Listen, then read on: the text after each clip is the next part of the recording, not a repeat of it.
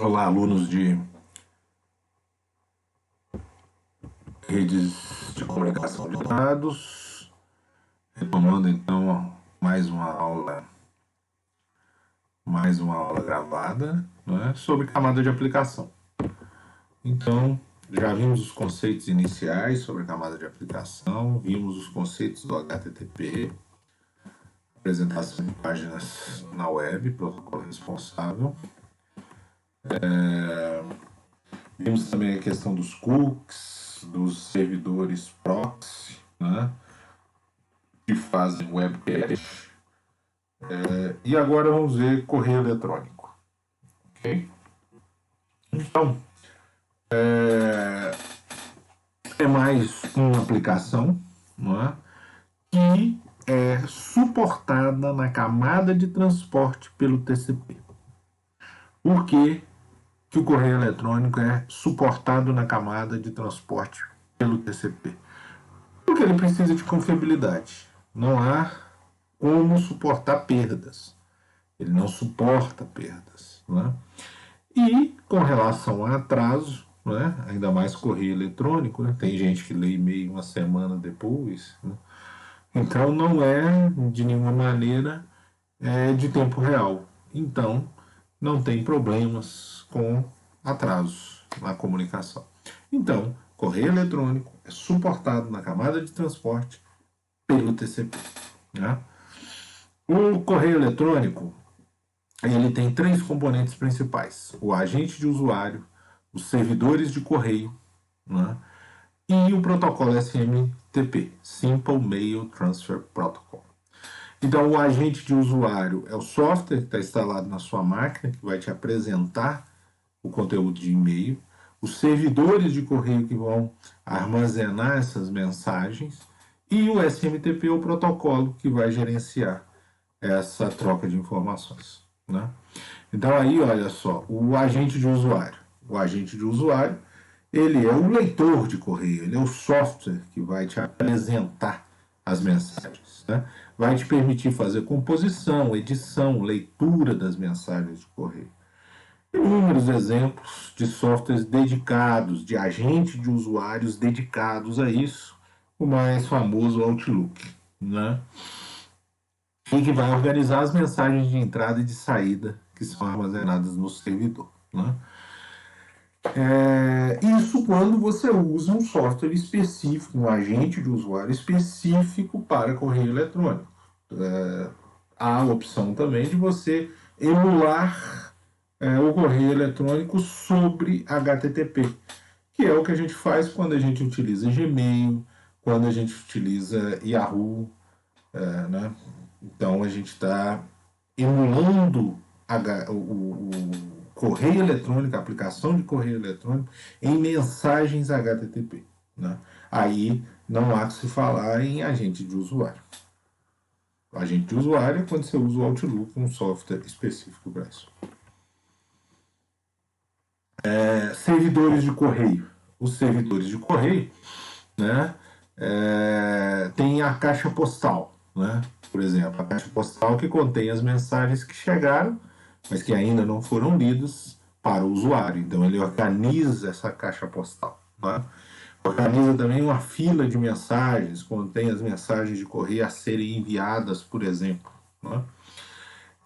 E toda a troca de informações entre esses servidores de correio é feita através de SMTP. Então, toda a troca de informação entre esses servidores de correio é feita pelo protocolo SMTP. Tá? Então, o protocolo SMTP permite aos servidores de correio trocarem mensagens entre eles. Okay? Cliente vai ser o servidor de correio que envia, e o servidor vai ser o servidor de correio que recebe. Então, olha só, aqui você tem exatamente aquela questão daquela avaliação que nós fizemos. Né? São dois servidores de correio, só que o cliente é o servidor que envia e servidor é o servidor de correio que recebe. E quando eles trocam, o papel é invertido. Ok? Então, o correio eletrônico, o SMTP, né, na realidade, definido através do RFC 821, usa o TCP, já enfatizamos, para a transferência confiável de mensagens de correio do cliente ao servidor. Portas utilizadas. Sempre numa aplicação você tem que saber qual é a porta padrão, qual é o protocolo de transporte que suporta essa aplicação. Tá? O HTTP usa TCP e a porta padronizada é a porta 80. A não ser que você esteja usando um proxy que use uma outra porta. Mas o padrão é a porta 80. Então, aqui no correio eletrônico, né, usa-se o TCP, a gente já enfatizou isso e as razões disso. E as portas? O SMTP, que é o protocolo aí que nós acabamos de explicar, que gerencia a comunicação entre os servidores de e-mail. Ele pode utilizar a porta 25, que é a porta padrão, que foi a porta inicial designada para o serviço. Ele pode usar a porta 587. Ele pode usar a porta 465. Ele pode usar a porta 2525. Por que isso, gente? Porque o protocolo SMTP é usado para muito ataque. Né? Essas portas são utilizadas para muito ataque. Então, o pessoal migrou da porta 25. Né? Ela estava facilitando ataques a esses servidores. Então, houve uma mudança e uma padronização, sim. Né? Os RFCs foram atualizados com novas portas, a 587, a 465, né? São portas oficiais, a 2525 também. Né? Então, algumas com criptografia, outras usadas quando se tem criptografia, outras quando não se tem, mas enfim, né? São portas aí já designadas para o serviço. O IMAP e o POP são outros protocolos que ajudam na comunicação de correio eletrônico. Depois a gente vai ver isso melhor. O IMAP utiliza as portas 143 e 993 e o POP3 utiliza as portas 110 e 993. Ok?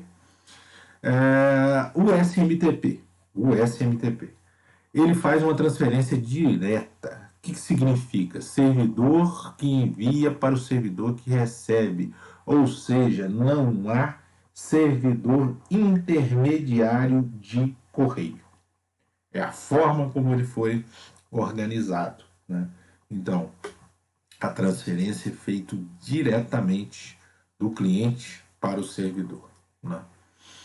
3 fases de transferência. Há um handshake, uma apresentação. É claro que é uma apresentação, por quê? Porque o protocolo SMTP é suportado na camada de transporte pelo TCP. E o TCP tem um three-way handshake. Então, há, sim, uma fase de apresentação que é um three-way handshake. Né?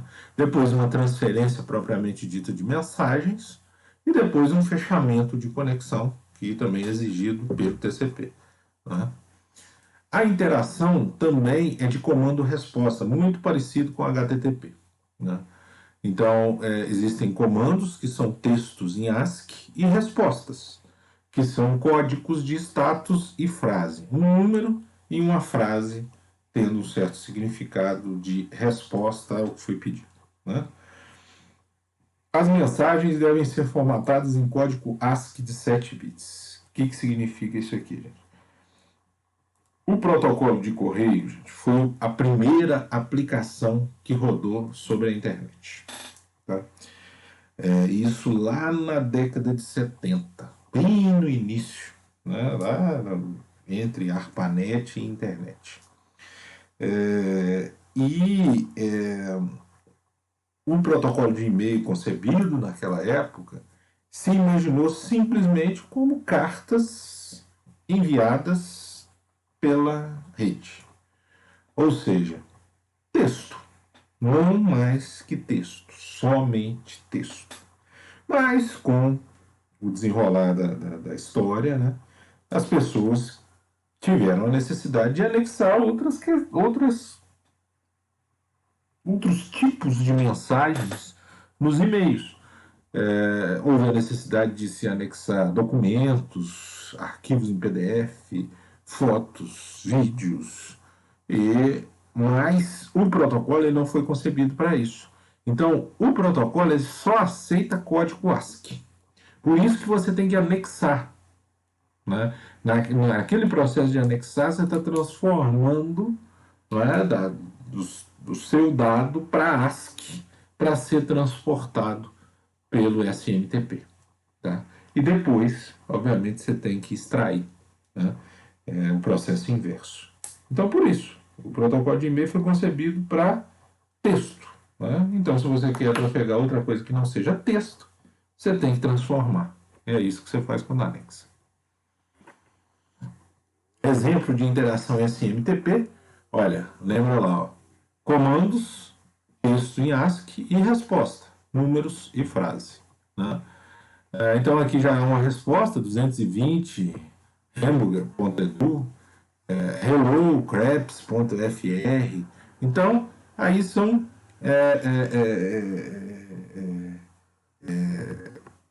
comandos e respostas desses comandos. Né? Então, um estabelecimento de conexão, depois, para quem se envia um e-mail, né? E a resposta, né? De ok desse endereço, esse endereço existe e está pronto para receber, né? O envio propriamente dito dos dados, né? E o rompimento da conexão, né? E olha na penúltima linha, né? O rompimento da conexão e a resposta, 221, né? O servidor fechando a conexão. Então são comandos e códigos de resposta. Isso é como o protocolo funciona. O agente de usuário que você tem, o seu computador, já pega toda essa informação e já apresenta para você de uma forma amigável, como um software. Aqui é só uma questão de você, também como HTTP, você pode, através de linha de comando, você fazer uma interação via SMTP. Para isso você precisa dar um telnet, né? E o nome do servidor na porta 25, por exemplo. Então, telnet, o nome de um servidor de e-mail, porta 25. Aí, veja a resposta. Provavelmente uma resposta de ok, daquele handshaking, né? Inicial. E depois você pode enviar comandos de hello, mail from, recept, os dados, e depois finalizar, como foi feito aqui, né? Como foi feito aqui. Se você tem um servidor preparado para isso, você vai conseguir essa comunicação direta através de linhas de comando. Tá? Ou seja, você vai enviar sem o agente de usuário. Agora, tem um problema. Não é? O SMTP não permite que você resgate as mensagens do servidor. Né? Para isso, você tem que usar ou o POP3 ou o IMAP, outros dois protocolos que ajudam na comunicação de e-mail. Né? Então, olha só, o SMTP ele entrega e armazena no servidor de destino. Ele entrega o e-mail até o servidor de destino. Ok? Ele não entrega para o usuário final. Ele não tem possibilidade de apresentar para o usuário a caixa postal, né, autenticação do usuário, ele não tem funcionalidade para isso. Então, o SMTP só entrega e armazena no servidor de destino as mensagens. Protocolo de acesso recupera as mensagens do servidor. Então, você precisa usar o POP, o IMAP ou emular sobre HTTP para recuperar essas mensagens no servidor de destino. O POP, né, Post Office Protocol, definido através da RFC 1939, ele tem possibilidades de autorização, agente servidor, faz download, então ele te dá essas opções. O IMAP, Internet Mail Access Protocol, definido através do RFC 1730. te permite maiores recursos, ele é um pouco mais complexo, né? Permite uma manipulação de mensagens armazenadas no servidor, né? Mas você pode recuperar tanto com POP3 ou com IMAP, tá? E você também pode emular sobre HTTP, e aí você vai usar Hotmail, Yahoo, Gmail, etc. Né? Você está emulando ali, você está indo no servidor via HTTP. Você vai emular essa apresentação em cima do HTTP. Só nessa última parte. Só do servidor de correio de destino até você.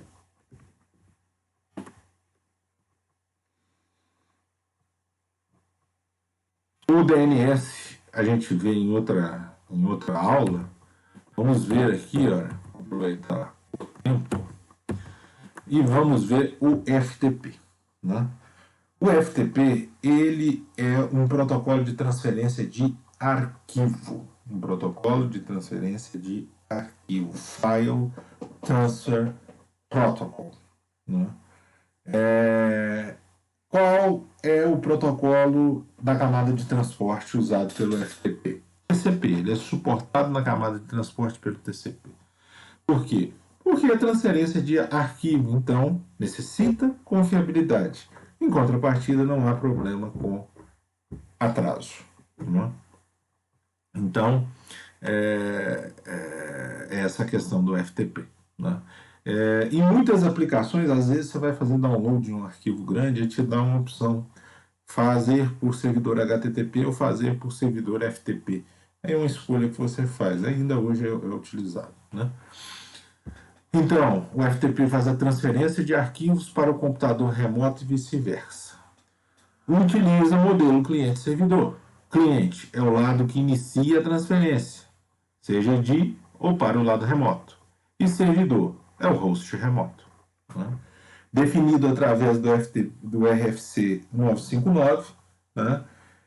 E o FTP servidor utiliza a porta 21, porta padronizada 21.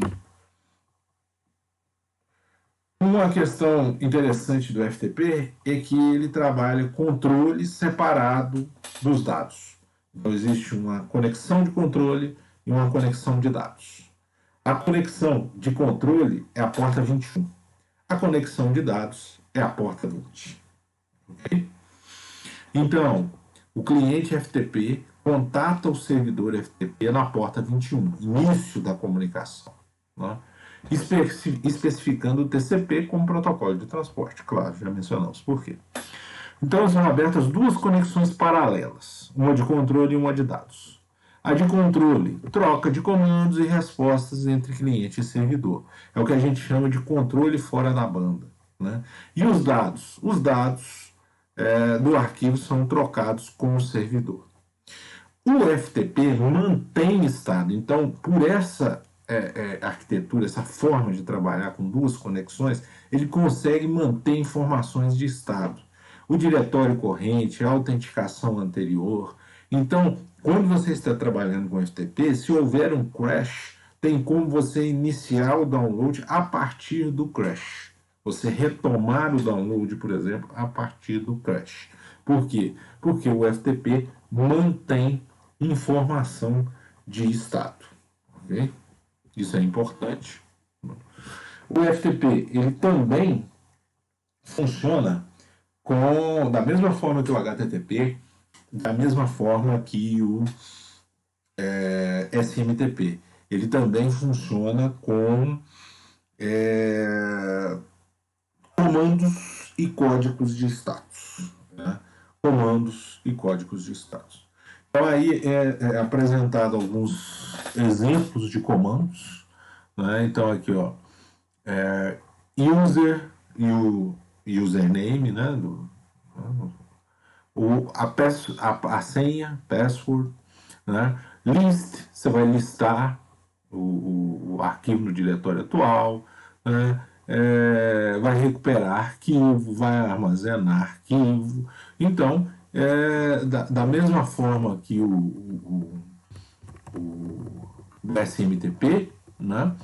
que funciona através da interação de comando e resposta, comando sendo texto de ASCII e resposta sendo código de status, número e frase. Então o FTP também funciona desta forma. Né? Então aqui estão os comandos e aqui estão os status, os códigos de retorno. Né? 331, username ok.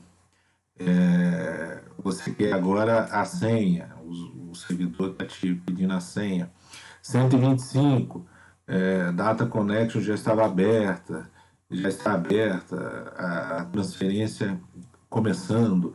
425, não pode abrir a conexão de dados. 452, erro escrevendo um arquivo. Então, da mesma forma que o HTTP, da mesma forma que o SMTP, o FTP também funciona com essa troca de comandos e códigos de retorno com um número e um significado. Um número e um significado diante de um comando que foi pedido. Ok? Então, com isso aqui a gente termina o FTP. Então, nessa aula gravada aqui, nós vimos o protocolo de correio, SMTP, IMAP, POP, né? E vimos o FTP, ok? Numa próxima oportunidade, vamos falar sobre o DNS, as funções do DNS, e vamos arrematar algumas questões a respeito da camada de aplicação, ok? Então, até mais, até uma próxima oportunidade. Tchau.